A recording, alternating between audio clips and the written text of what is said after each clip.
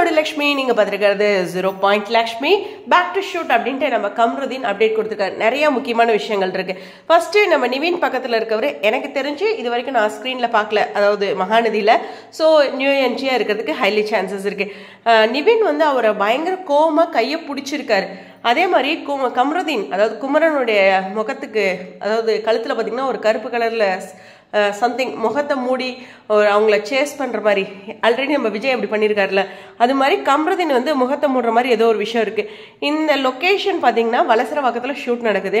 ஒரு அப்பார்ட்மெண்ட்டுக்கு கீழ்ப்பகுதி இருக்கும் இல்லையா, அங்கே வண்டி பார்க்கிங்லாம் இருக்குது. ஸோ அதுக்கு அந்த ஒரு அப்பார்ட்மெண்ட் இருக்கும், கீழ்ப்பகுதியில் வண்டி பார்க்கிங் இருக்கும், ஒரு சில ரூம்லாம் கூட அவைலபிளாக இருக்கும். அதில் பார்த்தீங்கன்னா ஏதோ ஒரு சம்திங் ஸ்டிக்கர்லாம் ஒட்டியிருக்கு, கான்டாக்ட் நம்பர் அது மாதிரி வாட்ஸ்அப் நம்பர்லாம் இமெயில் ஐடி இது மாதிரிலாம் கொடுத்துருக்காங்க. அது நமக்கு தேவையில்லாதான் இருந்தாலும் நோட் பண்ணிக்கோங்க. ஸோ இது மாதிரி சில விஷயங்கள் இருக்கிறதுனால இது ஒரு ஹாஸ்பிட்டல் அது மாதிரி பேக்ரவுண்ட்லாம் கிடையாது.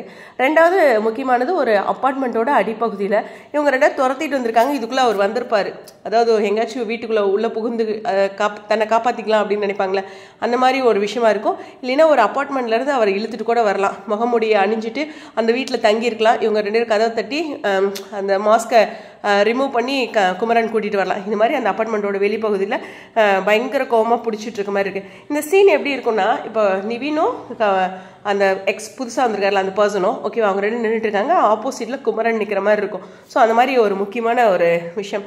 இவர் என்னாச்சு, யார் இவர், ஏதாச்சும் முக்கியமான ஒரு ட்ராக் போயிட்டுருக்கா, ஒருத்தர் தேடுற அளவுக்கு முன்னாடிக்கும் இப்போதைக்கும் புது ட்ராக் இப்போ இல்லையா, எல்லாருமே இப்போ அவங்கவுங்க தொழில் சார்ந்து போகிறாங்க.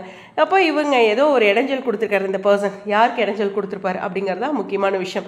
எனக்கு தெரிஞ்சு முன்னாடி ட்ராக்குக்கும் இவருக்கும் சம்மந்தம் இருக்காது, இப்போ நியூ ட்ராக்ல இவரோட இம்பார்ட்டன்ட் இருக்கும். ஸோ ரொம்ப முக்கியமான ஒரு சீனாக நான் பார்க்குறேன். பார்ப்போம், அதாவது இந்த அப்பார்ட்மெண்ட்டில் அந்த பர்சன் தங்கியிருக்கலாம், குமரன் வந்து அவரை முகத்தை மூடி போய் தட்டி கீழே எழுத்துட்டு வந்து ஃபைட் மாதிரி வந்திருக்கலாம், இல்லை ரோட்டில் ஓடும்போது இந்த அப்பார்ட்மெண்ட்குள்ளே புகுந்துருக்கலாம்.